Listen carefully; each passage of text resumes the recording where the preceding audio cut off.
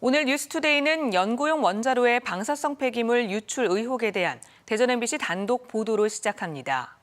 우리나라 최초의 연구용 원자로 트리가마크는 지난 1995년에 가동을 멈추고 지난 20여 년간 해체 작업을 진행했는데요. 그런데 해체 과정에서 나온 납과 전선 등 다량의 방사성 폐기물이 감쪽같이 사라졌다는 의혹이 불거졌습니다. 피폭 위험이 있는 방사성 폐기물 관리에 구멍이 뚫렸지만 언제, 얼마나 많은 양이 어디로 유출됐는지 알 수 없는 심각한 상황입니다. 대전 MBC는 이 문제를 연속 보도하겠습니다. 조명아 기자입니다.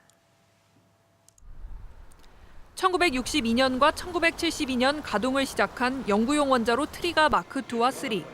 서울 공릉동에 위치한 국내 첫 원자로인 트리가는 지난 1995년 가동을 중단하고 해체 작업을 십수년간 진행해왔습니다.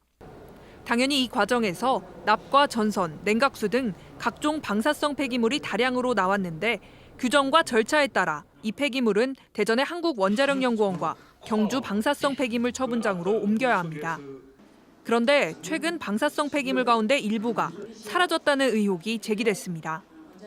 금속들이 상당히 일반 대중들 고철상으로 그러니까 분실 또는 도난이라고 하는데 쉬운 말도 쓸게요. 그냥 팔아먹었다는 소리까지 나오고 있는데.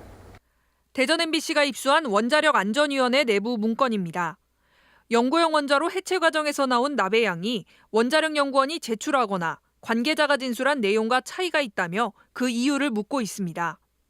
취재 결과 지난 2007년에는 납 수십여 톤이 한 원자력 설비업체로 무상 반출됐다가 문제가 불거져 돌려받은 정황도 확인됐습니다.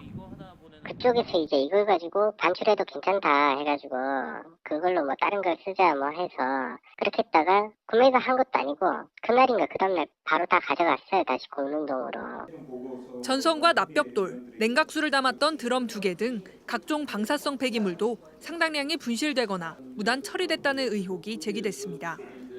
더구나 외부 반출 과정에서 방사성량률 측정이 이루어져야 하지만 이마저도 제대로 지켜졌는지 알 수가 없습니다.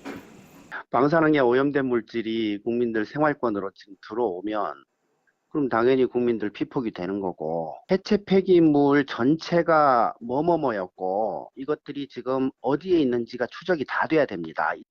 한국원자력연구원 측은 원자력안전위원회가 조사 중인 사안이라며 구체적인 답변을 피했습니다. MBC 뉴스 조명아입니다.